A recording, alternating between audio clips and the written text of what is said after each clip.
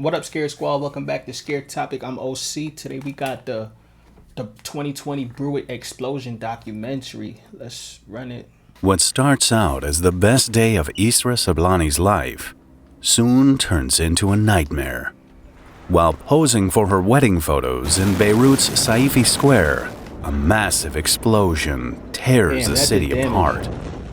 It's just before 6 p.m. on August 4th, 2020, when an uncontrolled fire breaks out at one of the hangars at the port of Beirut in Lebanon. Seemingly after welder sparks flew while they were fixing a hole in the wall. 9 firefighters and a paramedic are deployed to the scene, but they have no idea what the true extent of the disaster is. Their initial belief is that the hangar contains fireworks, but when they report back to the command center, the team tells the fire chief something is amiss. Then a gigantic explosion rips through the foreshore of Lebanon's capital city. That shit ripped the floor.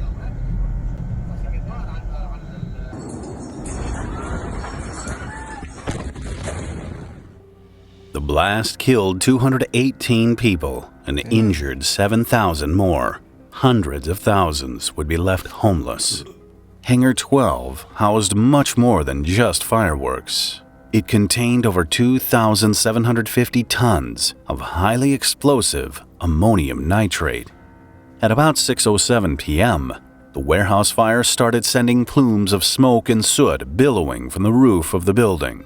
Eyewitnesses say it was followed by a burst of light and showers of smaller sparks, which looked like fireworks. Less than a minute later, a massive blast erupted, setting off a bright ball of fire. A shockwave moving faster than the speed of sound tears through downtown Beirut. Footage on social media showed Look at that, y'all. That shit ripped the floor. Setting off a bright ball of fire. A shockwave moving faster than the speed of sound tears through downtown Beirut. Vanished. Footage on social media showed a white dome engulfing large parts of the city. Basically, water vapor forced out of the air by the shockwave. A red-brown haze of smoke and ash followed it. Experts would later conclude water vapor pushed out the air is crazy, y'all. That is crazy, bro. That's like me. That's like damn near. What? I can't even explain that. That's crazy. And this is not even one of those bombs that they use at war. That this haze of red-brown smoke was the strongest indicator of an ammonium nitrate explosion. The shockwave blew out windows at the Beirut airport terminal about 5 miles from the port. The blast was so intense that it was heard as far afield as Cyprus, about 125 miles across the Mediterranean. Seismologists at the U.S. Geological Survey equated the force to that of a 3.3 magnitude earthquake. In fact, shout out to her. It was so powerful that it... Ooh, shout out to her. That's a great mother. She is... Shit, that's a hero. That's a super mom, nigga. That's a super mom. That's what you supposed to do. What? You saw how fast she grabbed the daughter? She ain't even calculate what the fuck was going on. She just knew, let me make sure she's safe. That's a super mom. Shit. He equated the force to that of a 3.3 magnitude earthquake. In fact, it was so powerful that a team from Sheffield University estimated that the blast was equal to 1,000 to 1,500 tons of TNT, roughly a tenth of the intensity of the nuclear bomb which ripped through Hiroshima. Structures at the epicenter, surrounding warehouses, and grain silos housing about 15,000 tons of grain were flattened. Several dock ships were blown out of the water and damaged by the explosion, including the 5-star Orient Queen. The 393-foot-long passenger cruiser capsized due to the force of the blast, killing 2 crew members. It also carved out a 460-foot-wide ground crater, which immediately filled with seawater, laying waste to Hangar 12 and most of the port's critical infrastructure. The cataclysmic explosion, with a radius of about 1.85 miles, is believed to be one of the largest non-nuclear blasts recorded to date. The streets of Beirut were visibly shrouded in carnage. Entire building blocks in nearby neighborhoods and business districts in the city's north were leveled, including in the nightclub district. Uprooted trees, overturned vehicles, collapsed roofs, and metal structures lay buckled and twisted in the wake of the explosion. The powerful blast resulted in the electricity supply being knocked out, which dealt another devastating blow to rescue efforts. Right. According to reports, the devastation was so severe that military bulldozers were used to clear roads for firefighters and ambulances. But how? Man, if I seen something like that in real life, I would have think we was under attack. That's what I would think, we was under attack. I was grabbing my gun and I was getting ready to shoot it out with whoever, cause that, bro, it's no way. That shit, they said it was big as the almost as big as the bomb in Hiroshima. That bomb, do you know I think that was the fat man that they dropped on Hiroshima. Bro, that bomb did it. It took them 10 years to recover from that bomb, and they still was recovering from that bomb. So, imagine this, just a regular non-nuclear, that powerful. Hospitals were desperately overwhelmed by the blast and had to turn away injured people due to the sheer number of wounded. According to the World Health Organization, several hospitals were destroyed by the explosion, and at least 20 other healthcare facilities were severely damaged. Damn. Most injured people were treated for secondary trauma to the upper extremities due to shattered glass. Y'all can't be putting hospitals next to like factories and stuff. That's not good. That's not a good setup. That's not a good setup. Wherever there is a factory near a hospital, they need to tear that shit down.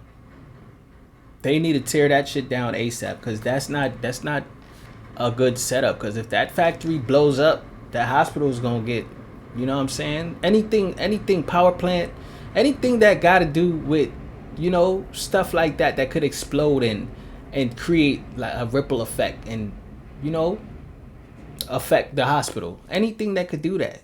Don't put them in around hospitals. Because if that shit catch on fire, the hospital liable to catch on fire. If that shit blows up, the hospital's liable to blow up. They should have never put something like that in an area full of people. It should have been somewhere in the woods or something. St. George Hospital, located less than a mile from the blast site, had also been destroyed. Damn, that's but was still far, treating people on the ruined pavement outside. Other damaged medical centers continued providing care to people in car parks by flashlight as the human toll of the explosion escalated. Damn. Even so, many more wounded had to be turned away due to capacity. The blast reportedly damaged. They should have put that power plant, whatever the hell they got going on, they should have put that in the woods or something. They should have put that somewhere away from the population. If they knew it had that much explosive in it, you know what I'm saying? But then again, they was hiding some shit down there, because they was lying about it. They was saying that it was fireworks, but it's not fireworks. They probably was trying to do some nuclear shit down there. Probably, because why hide it? Why hide what you was doing down there? You know what I'm saying? Why say it's fireworks when it's not really fireworks? So they probably was trying to do some nuclear shit down there. I don't know. But that is fucked up. More than 200,000 households. It's believed many of the displaced found shelter through aid agencies like the Lebanese Red Cross, the hospitality of fellow Lebanese, as well as friends and family. The state, however, has been widely criticized for being absent regarding relief initiatives for disaster victims. Protests broke out in the city days after the explosion, condemning the government's lack of response. The inferno blazed for more than 7 hours, enveloping the city with a thick black smoke, It filled the air with the smell of sulfur and burnt rubber, caused by massive amounts of nitrogen oxide released from the ammonium nitrate explosion. According to reports, the hangar was used to store jugs of oil, kerosene, and hydrochloric acid, 5 miles of fuse on wooden spools, and an estimated 15 tons of fireworks. The perfect storm just waiting to happen. Yet despite the highly flammable inventory, the warehouse had shoddy electrical works, no smoke alarm, and it was not even fitted with a sprinkler system. But what was it doing in a populated area? They could have put this hangar out in a desert or something. They didn't have to make this hangar in the populated area, bro. That's why they didn't want to respond, because they knew they messed up. First of all, you got a recipe for disaster cooking up. You got fireworks mixed with kerosene oil, mixed with gasoline oil, mixed with friggin' what's the other one called? You know what I'm saying? But you got all that the explosive chemical reaction stuff, the stuff that mix together and cause explosions. And you keeping it right there where it's populated, it's a whole bunch of people there. That don't make no sense. They knew what they was doing. That's why they didn't respond. That's why they didn't try to rescue anybody right away and stuff. 12 also housed a dangerous secret, 2,750 tons of ammonium nitrate, which had been haphazardly stored in bags since 2013. Ammonium nitrate is relatively cheap to purchase. It is commonly used in the agricultural sector as fertilizer and in the mining sector as explosives for quarrying. Several terror attacks have used the chemical, including Timothy McVeigh's 1995 Oklahoma City federal building bombing and the Irish Republican Army's 1990 London bombings. The question on everyone's mind was, why was so much ammonium nitrate stored so close to the residential suburbs of Beirut, where an estimated 10,000 people lived a mere mile from the warehouse? And who was to blame for the devastation?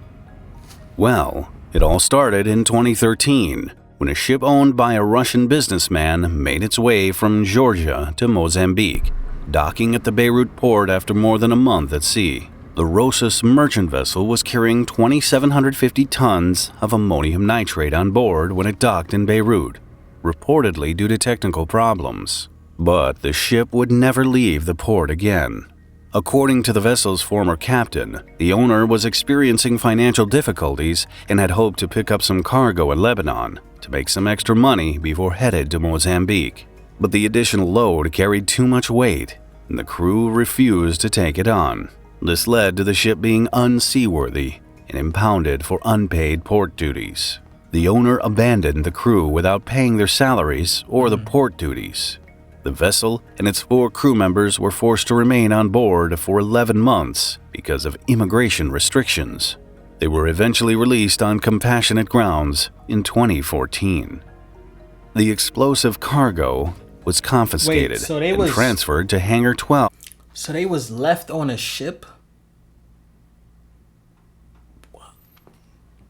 Damn, like the things that people do, it's hard to even think that they get away with these shits, bro. Like how you don't pay them, leave them stranded on a ship, and you just disappear and nothing happened to you. No jail, nothing. What? Word remained until that fateful day in August 2020.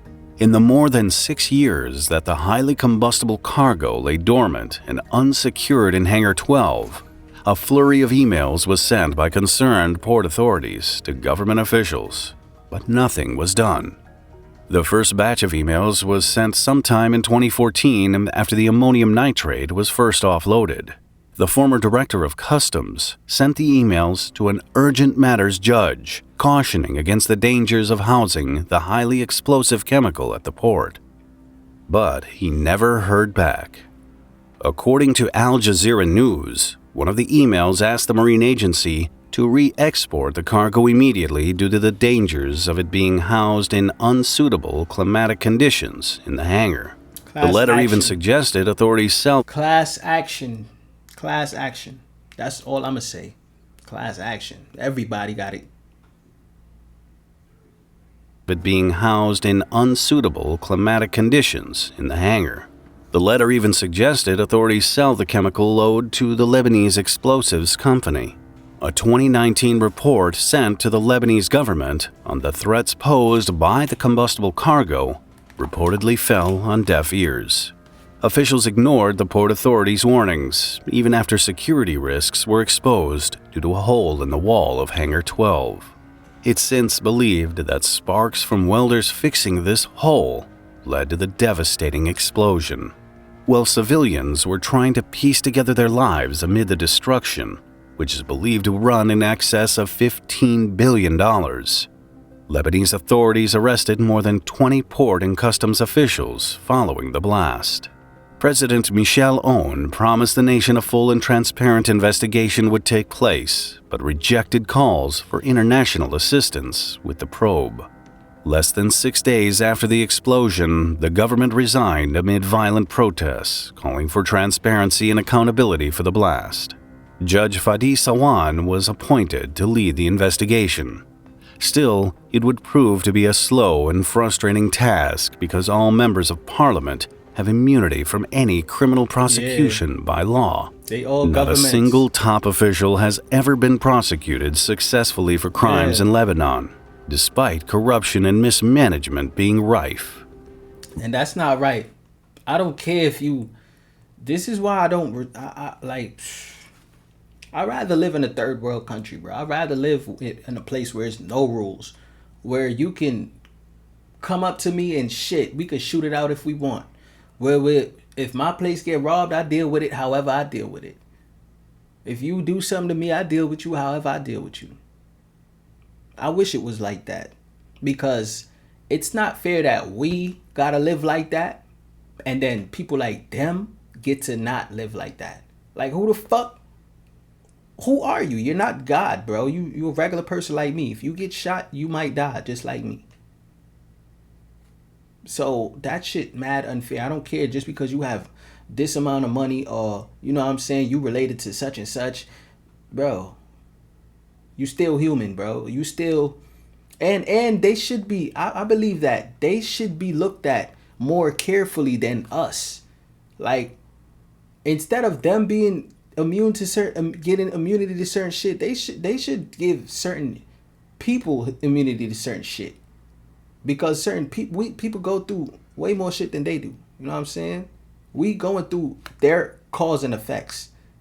The shit that they do. We got to live through their cause and effects. You know what I'm saying? So they should be held at a higher standard. So if you do mess up and do treat some off the wall crap like what just happened, you ignored the cries for... You ignore all the warning that this thing was gonna explode. You ignored the rescue, the rescue operators. You ignored the interviews. So for stuff like that, they should go to jail. They should get put in jail ASAP.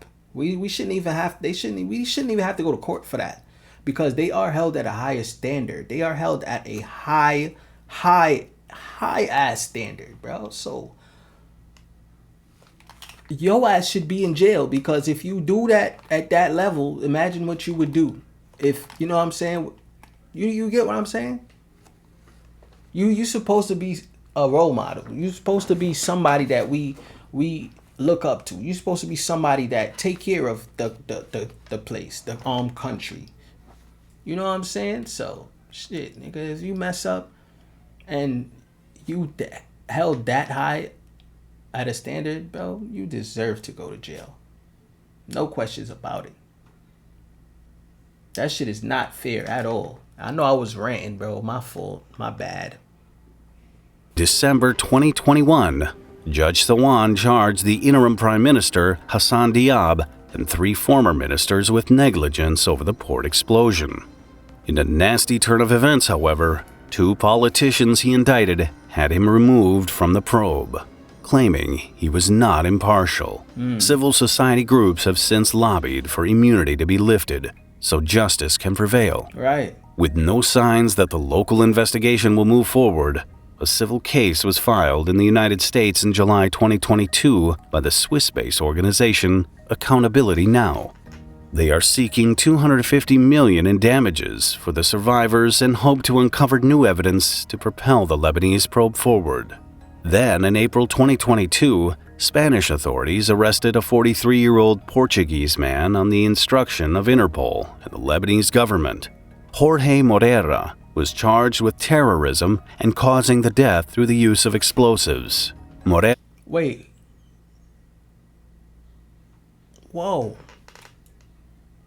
So somebody sabotaged this? Hold on. Is believed to have ordered the ammonium nitrate while employed with the Mozambique explosives factory. A company spokesperson said the chemical was ordered in 2013, but was never delivered. They were shocked to hear the explosive material had languished in a dilapidated warehouse in Beirut until the explosion. Morera has since been released, but is not allowed to leave Spain until his extradition hearing. If found guilty, he could face life imprisonment. In January 2023, the judge responsible for the investigation issued new charges against 8 officials after the probe had been stalled for nearly 13 months. He ordered the release of 5 people detained shortly after the blast in 2020, including port officials, a welder, and a contractor. As for the bride from the viral video, Isra Sablani, well, she also happened to be a doctor and provided medical assistance to the injured in her wedding gown shortly after the blast. A month later, the newly married couple moved to the United States. More than 2 years after the disaster, the scars of the devastating explosion remain visible as the reconstruction of more than 62,000 residential spaces and over 20,000 businesses and buildings destroyed continues at a snail's pace. Today, a statue made out of broken glass, twisted steel, and other materials from destroyed homes and buildings stands 8 feet tall near the explosion's epicenter. The figure of a woman holding a sword serves as a reminder of the 218 people killed that day. A broken clock at her feet still shows 6:08, the exact moment of the explosion. Whoa. This story is crazy, bro. I did not know this happened. I had no idea this happened, y'all. I didn't know nothing about this. Word.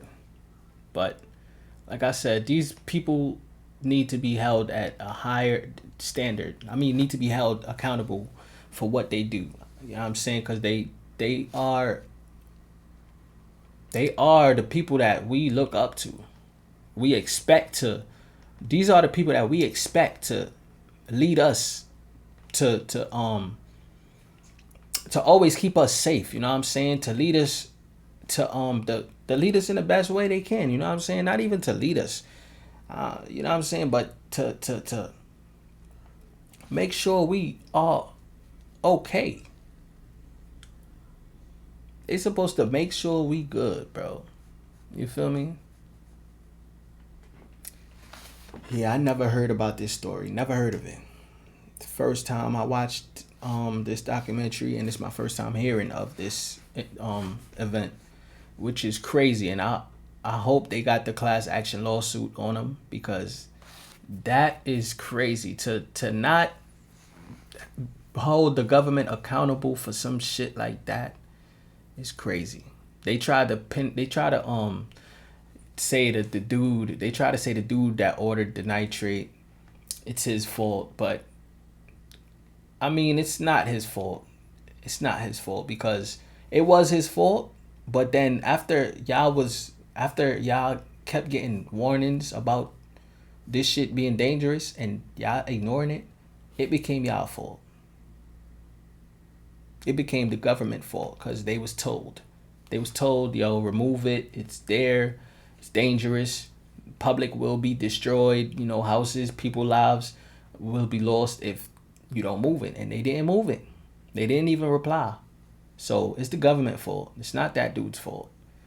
I hope they do get the class action though. And my condolences to the families in this video, and may all the victims rest. May they soul rest in peace and be at peace. You know what I mean? Because this was a real tragedy, bro. This wasn't even supposed to happen at all. This could have been prevented. It's just laziness. That's why they say laziness is not next to godliness at all. If you're new to my channel, like, subscribe, you know what I'm saying? If you're not new to my channel, like, comment. And I hope you all subscribe, you know what I'm saying? And comment below what was the most messed up part about this video, man? Like, what was more impacting to you about this video? Yeah, comment below. And it's ScareTopic, and I'm gonna catch you on the next one. I'm out of here.